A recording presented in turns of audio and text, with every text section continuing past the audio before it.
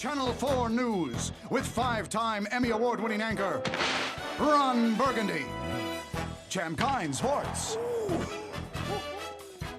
Rick Tamlin Weather.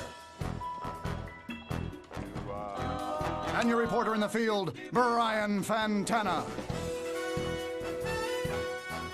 It's Channel 4 News at 6 o'clock.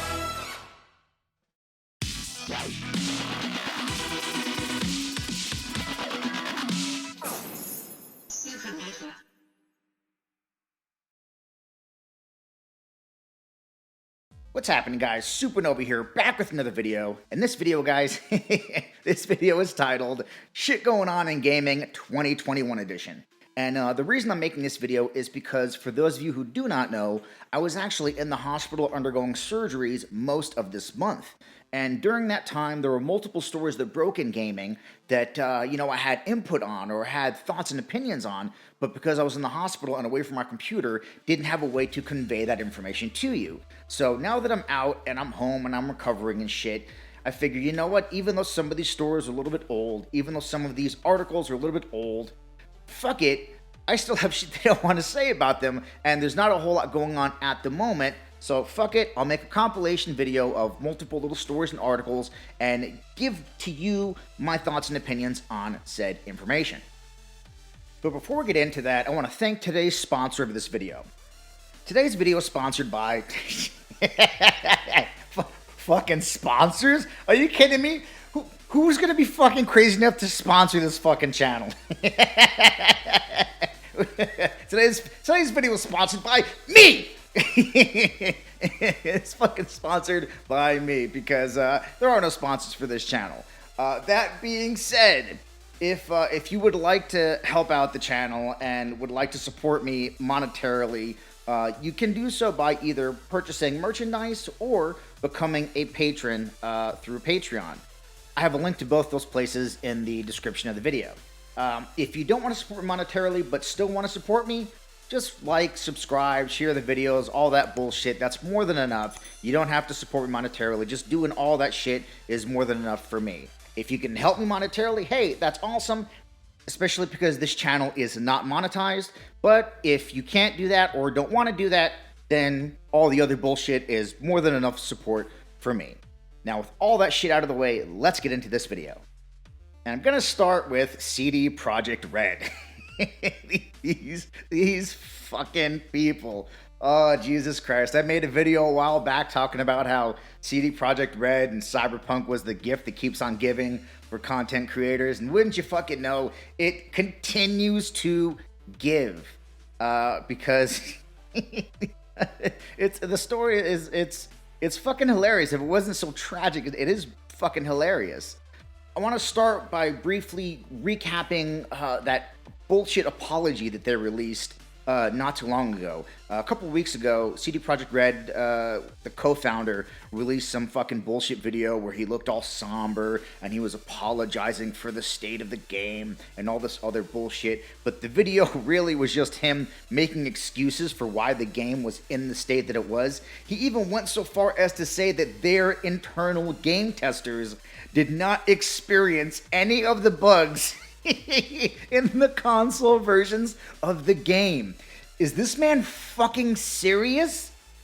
Is he fucking... It is impossible for someone to have been a game tester for Cyberpunk 2077 for the console versions and not experienced a bug.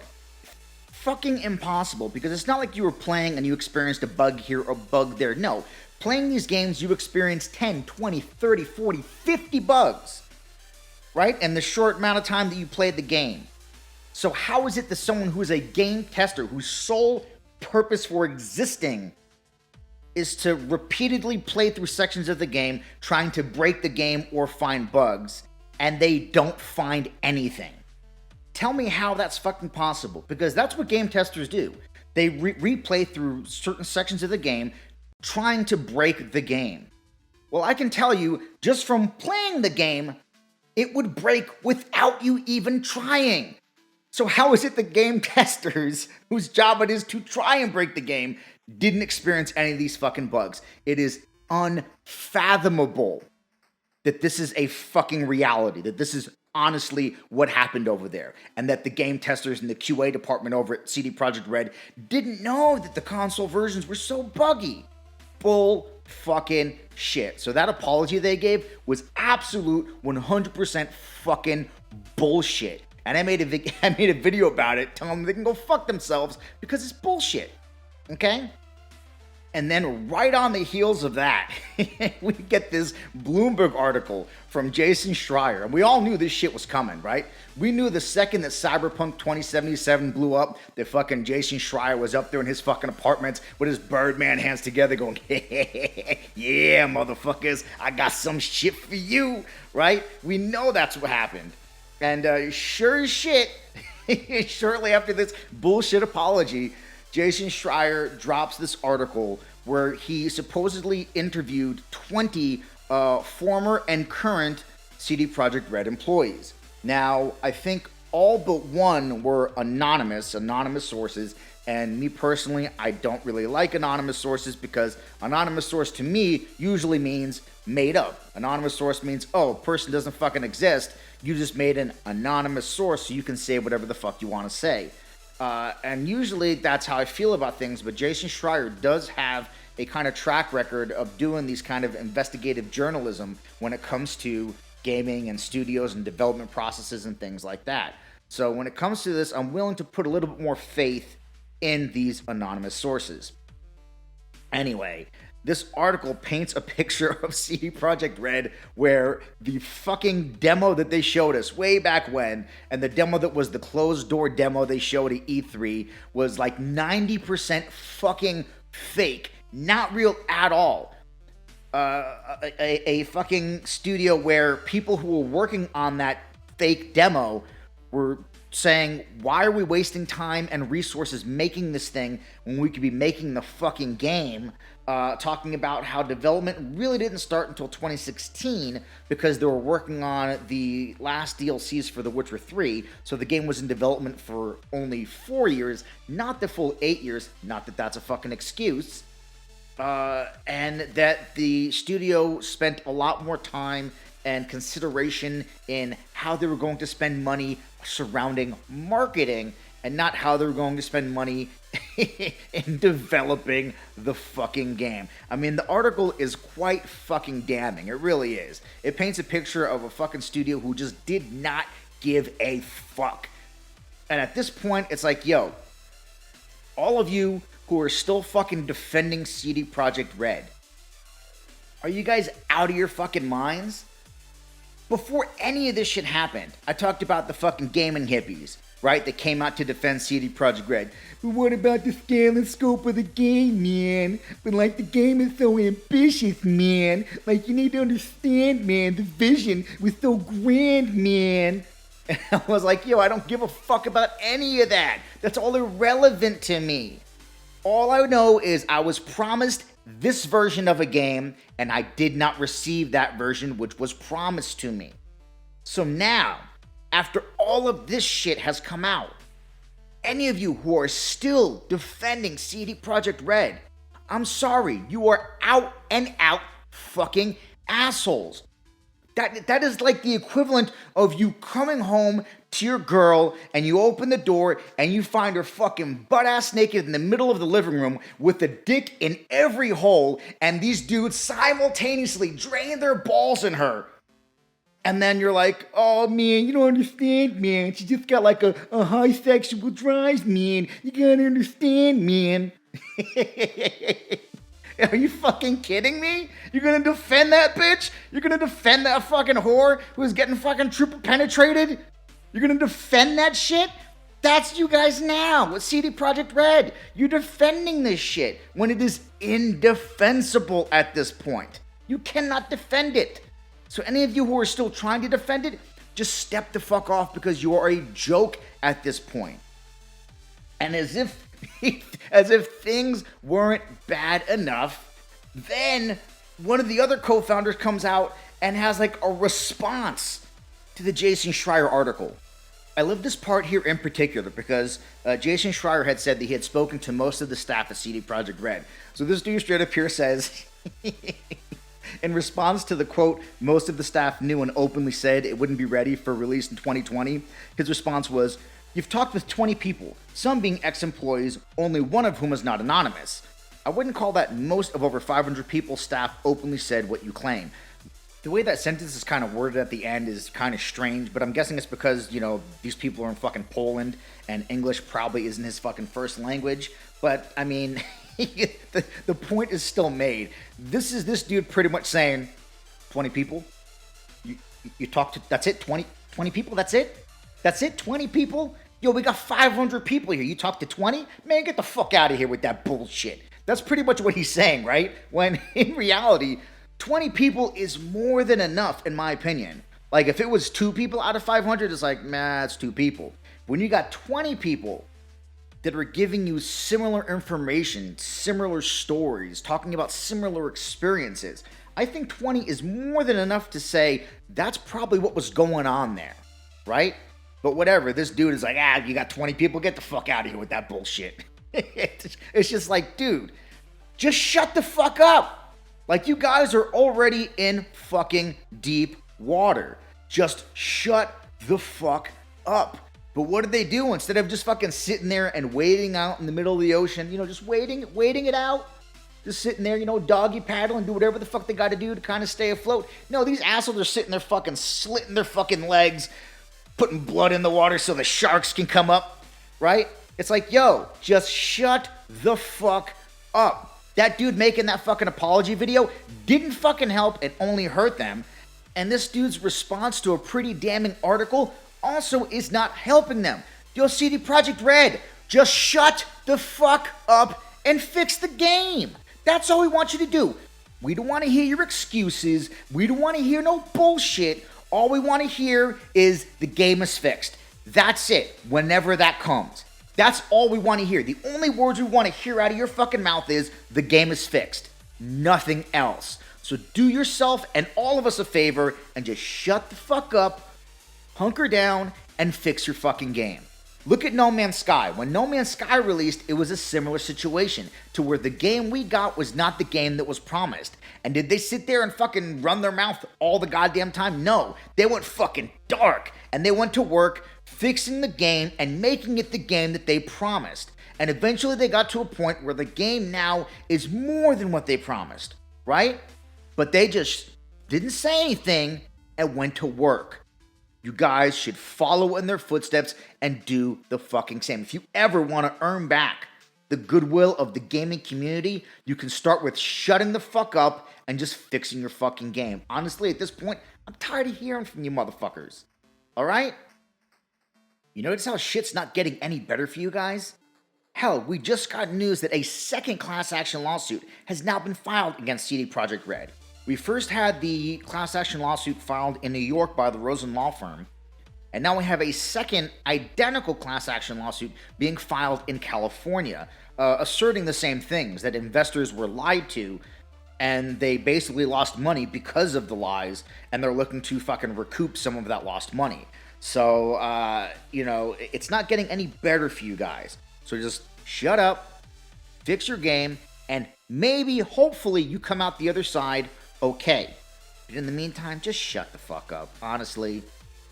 And now, because I'm fucking so tired of talking about goddamn Cyberpunk, let's talk about something that isn't Cyberpunk. Hooray! Now, in some legitimately fantastic fucking news, and something I wasn't expecting, EA has finally lost its stranglehold on the Star Wars license. Yes, that is correct. The company whose attitude is, "Give me your fucking money!" is no longer the only publisher who can make Star Wars games, which is fucking fantastic news. This does not mean the EA is no longer making Star Wars games. No, it just means that they are not the only publisher who can make Star Wars games anymore. Like, 100% that there is going to be a Jedi Fallen Order 2 coming, which, let's be real, is a fantastic game, even though it's really only a fantastic game because EA had almost nothing to do with it. All of the credit for how good that game is really has to go to Respawn Entertainment, the fantastic developers behind the Titanfall series, as well as Apex Legends. But still, it is a game published by EA, so you know we're going to be getting a Jedi Fallen Order 2. Are we going to be getting any more Battlefronts? I don't know, but EA is still going to be able to make Star Wars games. They're just not the only ones who can make Star Wars games. And on the back of that news, we get news that Ubisoft is actually making a brand new open world Star Wars game. And while right away that idea sounds amazing, yo, an open world Star Wars game, holy shit, that sounds amazing. Right after that thought, I instantly thought, oh no. Oh no. If it's first person, it's gonna be Far Cry in space. And if it's third person, it's gonna be Assassin's Creed Valhalla in space. They're just gonna go Egyptian, Greek, Nordic, Jedi, and or Sith. Right? Like that's the first thing that popped in my head is, oh no, because that's a real easy one for them to do, right? I mean, they already have sword mechanics in these games. The games are already open world. How easy would it be for them to just basically reskin the Assassin's Creed fucking formula as a Star Wars game? Honestly, pretty fucking easy, right? So, knowing that Ubisoft is honestly, in my opinion, right now, one of the laziest fucking developers there is, where they just take these fucking cookie cutter formulas they have, and they just keep fucking, fucking stamping it like fucking, here's the next game, and then fucking, here's the next game, here's the next game, like just fucking stamping out these fucking games with these templates with slight modifications. That's really the first thing that popped in my head is, holy shit, they're just going to take the Assassin's Creed formula and reskin it in Star Wars. And I honestly hope that that is not the case. And let me be clear, there's absolutely 100% zero information to indicate that is going to be the case. There's nothing so far. We have no information about the game other than it's going to be an open world Ubisoft game. This is just me purely speculating based on Ubisoft's current track record of shit that that's the game we're going to get. And again, I really hope that's not the case. And hopefully we get some more information about that game soon, because any open world Star Wars game has the potential of being really fucking cool. It's just, how is it handled? How is it done? If it's done the way that I'm talking about, it's not going to be good. So I'm hoping that it is a brand new game from the fucking ground up that shares zero DNA with either Far Cry or Assassin's Creed. In other news, yo, Lucasfilm has been getting fucking busy because Bethesda and Lucasfilm announced that Machine Head Games, the developer behind the Wolfenstein series, is going to be making an Indiana Jones game. And in a simultaneous fucking uproar of applause, Xbox fanboys everywhere were like, bro, we're getting Indiana Jones, bro. Indiana Jones exclusive to Xbox, bro. 12 flops, yo. Which I find hilarious because most of these fucking people's first Xbox was the Xbox 360, and that fucking thing came out in 2005. The last Indiana Jones movie of the original trilogy came out in 1980 fucking 9. These fucking people don't know a goddamn thing about Indiana Jones. All they know is fucking Kingdom of the Crystal Skull that came out in 2009, and nobody likes that piece of shit. So these people are sitting there fucking cheering about a fucking IP and a franchise they know literally nothing about. But hey, they're happy they're getting an exclusive. But they're not. At least we don't know if they are, right? Because we don't know if it's going to be exclusive. We don't know if it's going to be a multi-plat. And of course, Xbox dudes want to fucking assume everything that Bethesda has is going to be exclusive, and then PlayStation dudes are going to assume that everything that Bethesda has is going to be multi-plat. Until we know, we don't know. I'm just going to say, from my perspective, I think there's a higher chance of it being multi-plat than exclusive, especially because of the fact that Disney is involved, and Disney is not going to be like, yeah, sure, go ahead and exclude 75% of the fucking consoles out there. You go ahead and do that, Bethesda. The mouse is a greedy and mean motherfucker. Who here thought they had permission to say anything critical of Chinese politics? Well, it is true, sir. The Chinese seem to exploit their own people with forced labor. Shut the fuck up, Thor! You're here to flex and not think, you fucking bitch! The mouse is not in the business of leaving money on the table. Oh, no, no, no. The mouse wants all of the monies, all of it, and is more than likely going to want the game on everything. Everything, everything.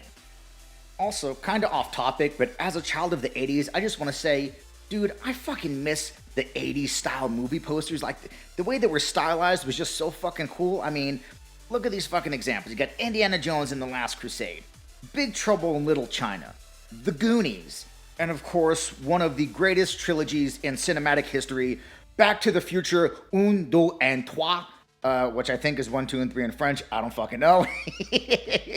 But, dude, like, I miss the posters like that. They've tried to make posters kind of like that recently, especially, you know, the Avengers Infinity War posters and the Endgame posters, but they still used depictions of the characters that are far more realistic than stylized, like the 80s posters. And man, I really love those posters back in the 80s. They were just so fucking cool. And all the posters were like that. National Lampoon's Vacation, I mean, you name it, the poster looked like that. And I wish that would come back. But like I said, off topic, let's get back on topic. So back to the Indiana Jones game. Let's forget about exclusivity, you know, whether it's Xbox exclusive, yes or no, and just talk about the game itself. Now, like I said earlier, the game is going to be developed by Machine Head Studios, which is the developer of the Wolfenstein games, which I actually like. The new one is kind of shit, but the other ones are pretty good. And that's really all we know about the game. We don't know what kind of game it's going to be. We just know it's going to be narrative driven. But we don't know, is it going to be first person? Is it going to be third person? So there's just a lot of unknowns about the game, and I know a lot of people want to get excited about it. Of course, Xbox dudes who think it's exclusive are going to hype it up as being something fucking amazing, even though they know literally nothing about the fucking game. But you know, anytime a new game is announced, it's always something to get excited for. Like me personally, I get excited at the idea of a game. When a new game is announced, I get excited about the idea of the game. I'm not excited for the game yet because I haven't seen it, but I'm excited at the idea of the game, if that makes sense. And the idea of an Indiana Jones game is exciting, but I need to see something before I actually get excited about the game. Also, I really haven't seen Machine Head Games do anything outside of Wolfenstein to see how they would do in another genre. It's a similar situation with me and Playground Games doing Fable. Like, Playground Games did amazing when it came to the open world racing games with the Forza Horizon series. But just because they made great open world games for Forza Horizon doesn't mean they're gonna make a great open world RPG. Like, I try to explain this to people that want to get hyped up about Playground Games making Fable. Like, yes, the idea of a Fable game coming back is awesome, but Playground Games making it doesn't mean shit to me. Like, I've never seen Playground Games make human character models. I've never seen them make dialogue trees. I've never seen them implement RPG elements into a game. I've never seen them do anything that would tell me as a consumer that they're going to knock it out of the park when it comes to making an open world RPG game. I've only seen them make open world racing games. And an open world racing game, if you didn't know, is about the furthest thing you can fucking get from an open world RPG, right? Same thing here. Whatever Machine Head Games has done in the past really doesn't lend itself to demonstrating to me that they're capable of making a great Indiana Jones game. I'm not saying they're not capable of making a great Indiana Jones game. I'm just saying that nothing they've made so far demonstrates to me the abilities they have to make the type of game we would expect an Indiana Jones game to be. Because let's be honest, when we think an Indiana Jones game, we think Lara Croft, Tomb Raider, Nathan Drake, Uncharted, right? And Machine Head Games hasn't made a game like that. Again, not saying they can't make a game like that. I just haven't seen them do it before. So when it comes to this Indiana Jones game, I'm just like, the idea is exciting because I really like Indiana Jones, and the original trilogy is one of my most favorite trilogies in movies. I've seen them fucking hundreds of times, right? But I don't know what to expect when it comes to this game. And also on that note, David Jaffe made a video about this, and David Jaffe is a huge Indiana Jones fan. Like, according to him, I don't know personally, but according to David Jaffe, he himself says that Indiana Jones is one of his most favorite IPs in the entire fucking world. And even with that, he has reservations about the idea of this game, and I tend to agree with his reservations. And here's what David Jaffe had to say. I've been a fan of Indiana Jones, a massive Indiana Jones fan, since Raiders came out. I was 10 years old. I was dragged to see it, and it changed my life. It made me want to do creative work. It made me want to go into the movie business and the video game business. There's nothing about Indiana Jones I don't adore. I love this franchise. It even reminds me more of when EA trots out The Godfather back in 10, 15 years ago. Like, wow, we got the rights to The Godfather. And it's like, it's not that that's not cool.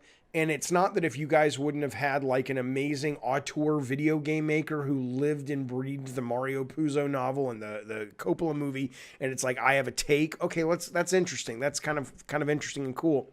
But it's not like The Godfather had any kind of cred or credit in the bank with the core gaming demographic. Indiana Jones, the same goddamn thing. And nobody gives a fuck about Indiana Jones. Nobody gives a fuck about Indiana Jones. And I love machine games, by the way. I'm a big Wolfenstein fan. I love what they do with storytelling and action. I think it's great. But you can't compete with Naughty Dog. So if they basically try to make Indiana Jones meets Uncharted, which sucks because Uncharted is Indiana Jones, but you know, Sony got there first, Naughty Dog got there first. If they try to make that, you're not going to out production value those guys. You're just simply not going to do it. Even if you had the desire to, I don't imagine you got the budget to, and you certainly don't have the proprietary engine that Naughty Dog has coming from Machine Games that has a history working, I think, with Unreal.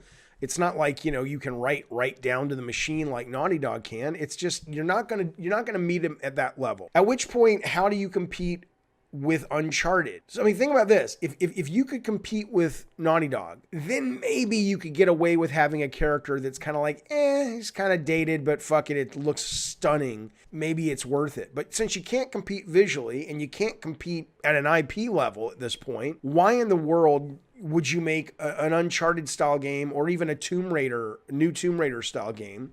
It's like, what are you doing? Why would that be something you do?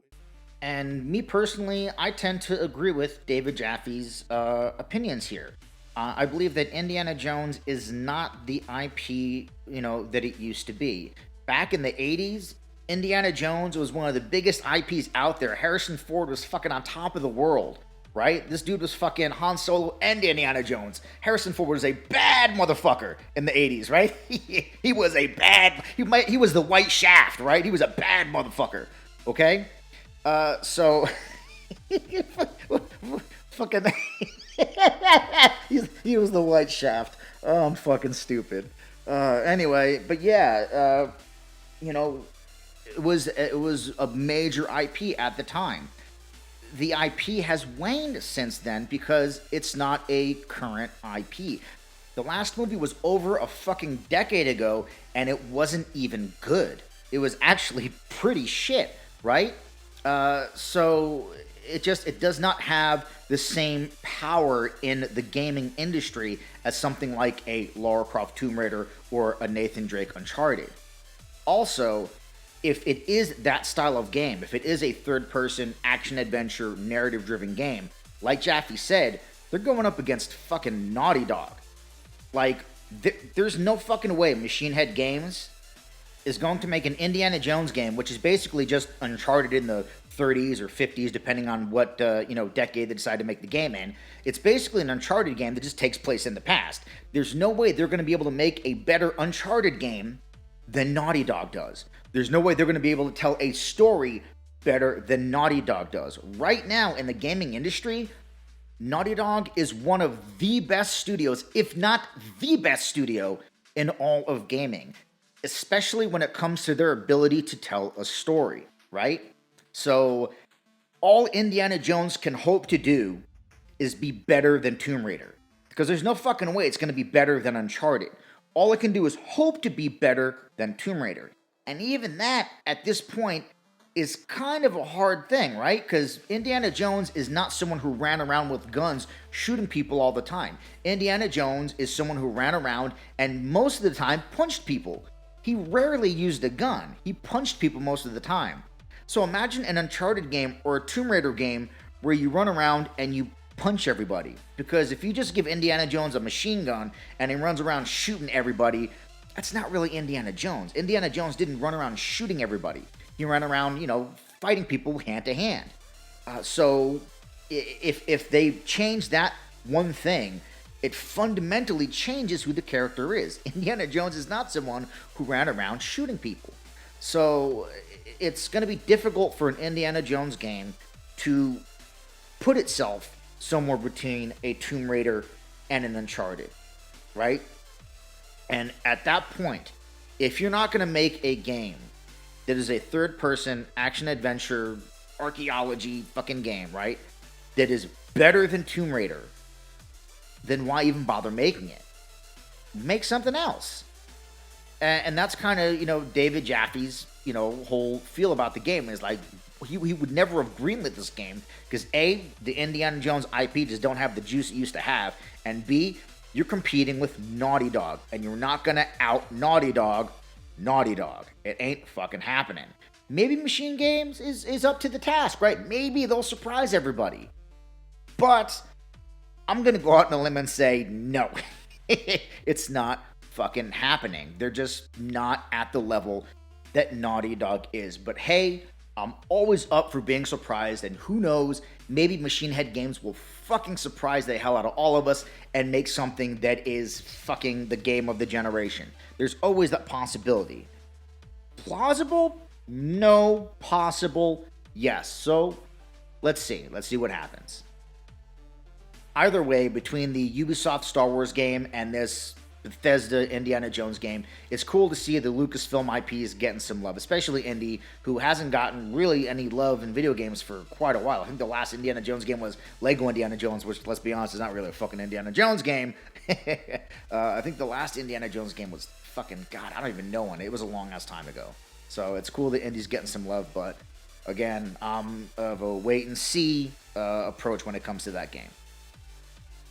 I also just realized for some reason that I've been saying Machine Head Games when it's fucking Machine Games. What an asshole.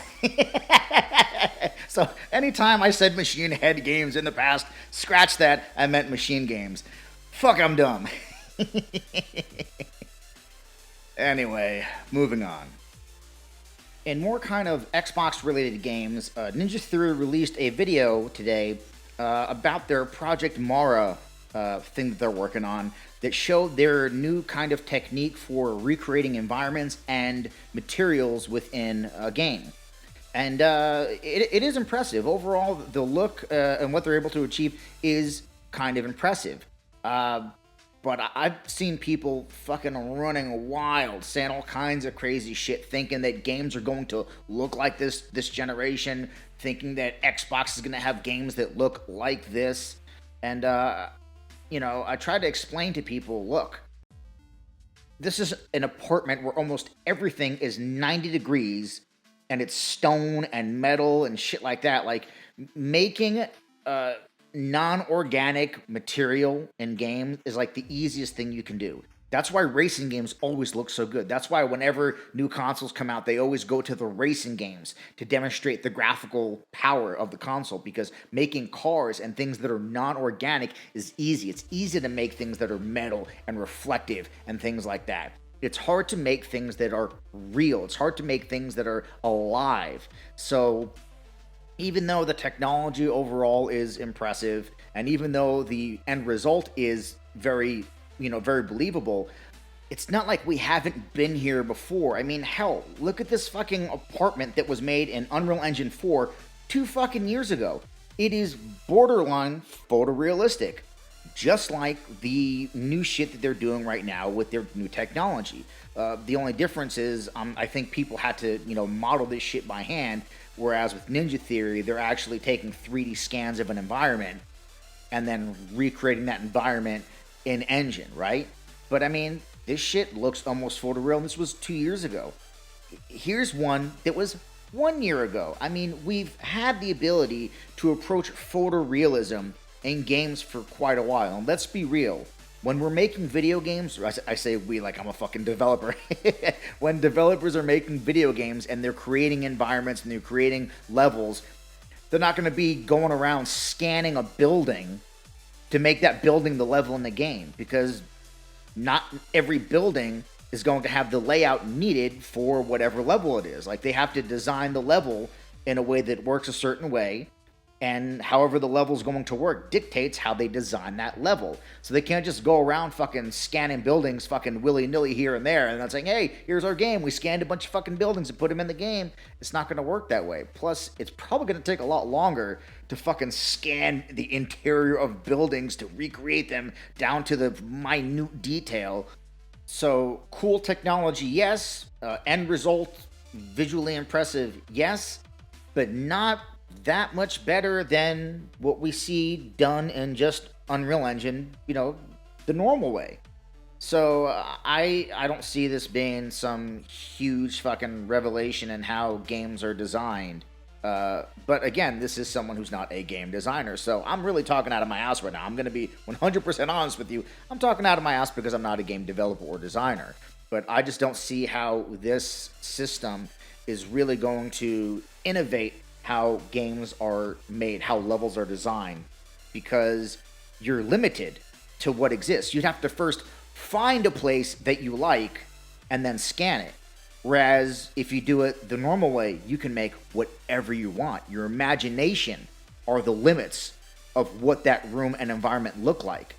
When you scan the interior of an existing structure, you've got limitations.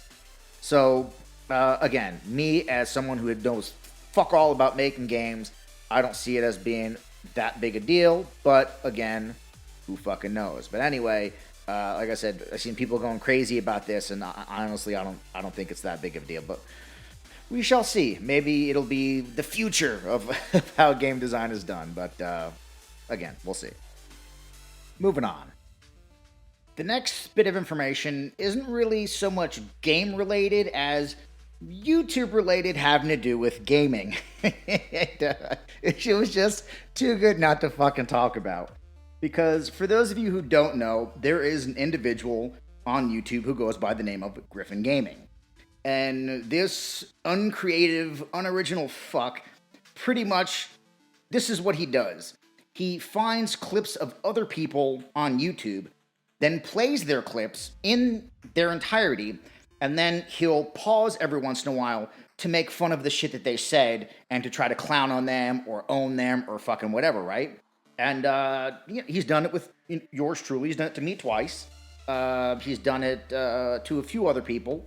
And that's what the guy does, right? That's all he does. That's how this guy fucking makes his YouTube money, is just playing other people's shit and then making fun of the shit that they say.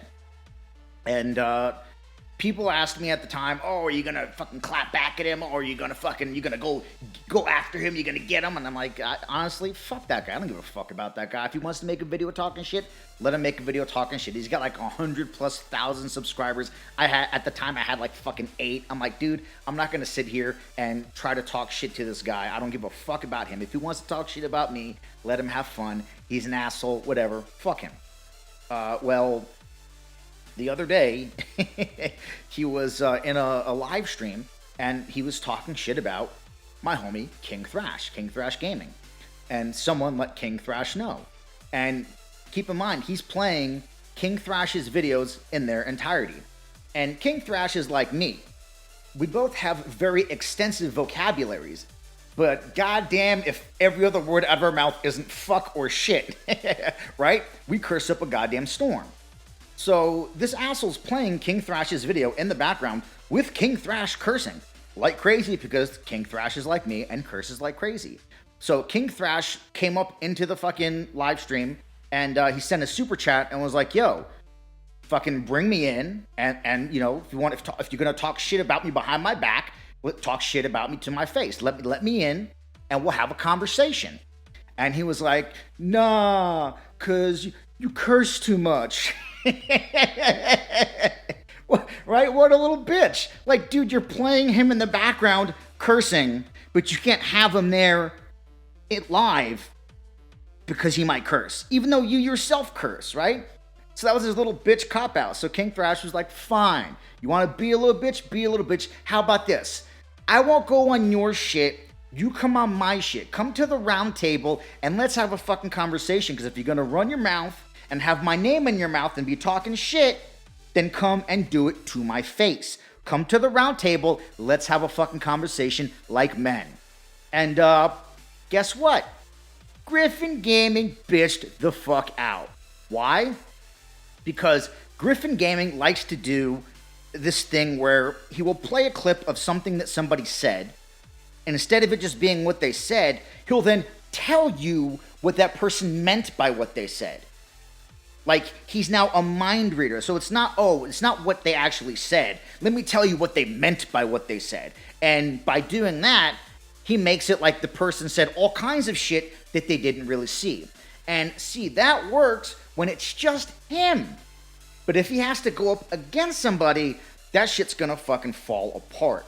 I was gonna make a dedicated video about this guy and about this whole King Thrash bitching out shit, because he really did puss the fuck out of me. Not only did he puss out and just stop fucking responding to Thrash and not take up the offer to come on the round table, he also deleted the video where he was talking shit, right? Like, what a bitch. So I was going to make a dedicated video, but I was like, nah, fuck this guy. I'll just add him to the end of one of my other videos because I don't fucking give a shit, right? It's fuck this guy. But if I was going to make a dedicated video, of course my dedicated videos have intros. And this would be the intro of that video.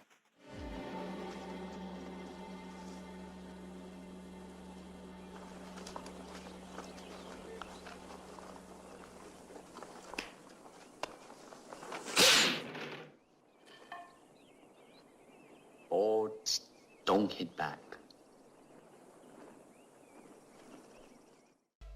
Boards don't hit back. What a fucking perfect intro for this fucking situation, right? How do I do it? How do I come up with these fucking amazing intros? I don't know. But this seriously fits the situation perfect. Because that's essentially what Griffin does. Griffin makes his fucking YouTube videos where it's just his side and him trying to use the person's word against them, even though he can twist the words and add meaning to the words and do whatever manipulative shit he wants without the person there to fucking come back at him. Him making his videos is him hitting boards. And the boards don't hit back. So when Thrash was like, yo, let me up in there, he was like, nah, man, I don't want none of that. And then when Thrash was like, all right, come on the round table, he was like, nah, man, I don't want none of that. Because he's a bitch. He's a fucking bitch. So to all of you people who watched the other videos that he made about me and came to my channel talking shit, oh, he owns you, oh, he did this, oh, he did that. This guy is such a bitch that not only would he not fucking come and talk shit to Thrash's face, he then deleted the video of him talking shit and then just won't respond to his invites to come onto the round table. And this is the guy that you think is a badass? This is a guy that you think is fucking tough? He's an asshole. He's a fucking asshole who all he does is play other people's videos and make fun of them. Like Thrash said in the video he just made, this guy doesn't create shit. He's not a content creator. He's a content critiquer. He's a fucking bitch. And you know what? If he's too scared of King Thrash, if he's too scared to come and fucking and go head to head, toe to toe with King Thrash, well then fucking come head to head, come toe to toe with me. How about you and me go at it? He won't do it with me either, because he knows that when he goes head to head with anybody, his little bullshit shtick that he pulls falls apart. It will not work, because that other person can call him on his bullshit and he has nothing to fucking say about it. So to all you fucking Griffin groupies, or as I call you guys, the fucking Griffin ballsack garglers, this is the guy that you think is so badass. He's so badass, he's so fucking cool, that when fucking checked on the bullshit he was talking, he ran away with his tail between his legs like a little bitch. Hey, say what you want about me. You may say you don't like my opinions in some of the videos that I made. You may say that my ideas or my thoughts about shit are wrong. But guess what? I'm not going to take back any of the shit that I fucking said. Because what I said is what I fucking said, and I meant what I fucking said. And if you got a problem with it, fuck you. And fuck him. And if he has a problem with it, he can come to me. And like Thrash said, we can have a man-to-man conversation. But he won't come to me, just like he won't come to Sick. Because whether it's Thrash, whether it's me, whether it's Sick, if he's going to come up on us with that bullshit, he's going to get a fucking verbal ass kicking. And he don't want that smoke. So to any of you Griffin Gaming groupies, you Griffin Gaming subscribers, you Griffin Gaming fucking supporters, just want to let you know that dude's a bitch. Oh yes, that dude's a bitch. And this isn't the first time he's deleted a video after someone called him on some bullshit. Because he made a video a while back, and I was going to make a video about this as well. He made a video a while back doing what he does, talking shit about the person who made the video.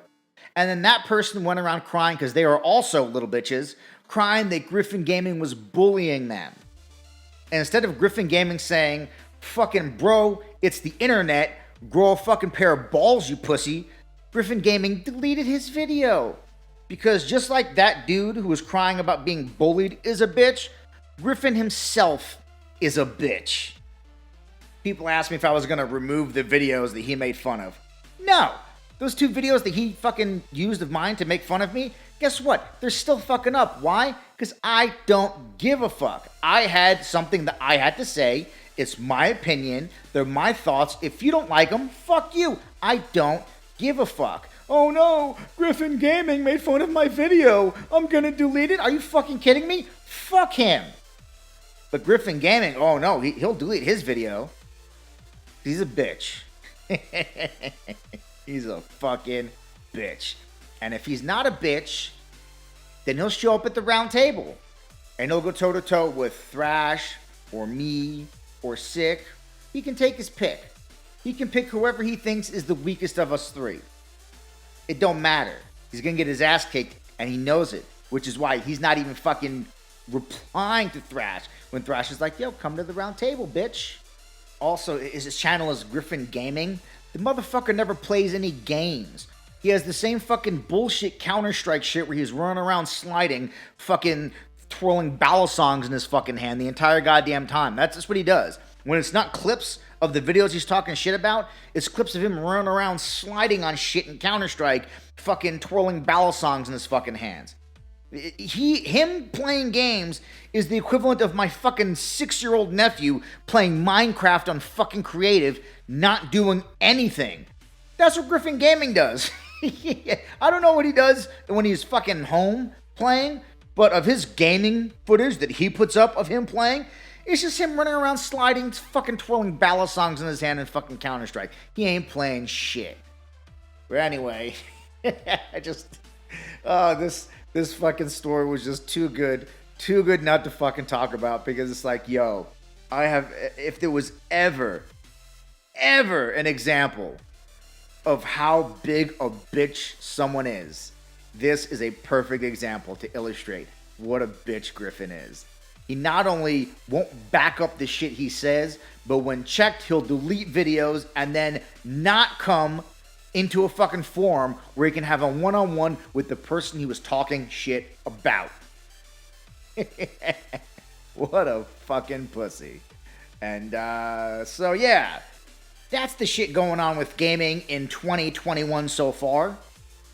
This has been Supernova, aka KidCast, Professor Supernova, and that's all I got for you guys on this one. And that's the video, guys. Another pretty long one, but hey, there was a lot of things to cover, and I had a lot of stuff to say, so let me know what you guys think down in the comments, and as always, feel free to like, share, and subscribe, and I will catch you guys on the next Supernova.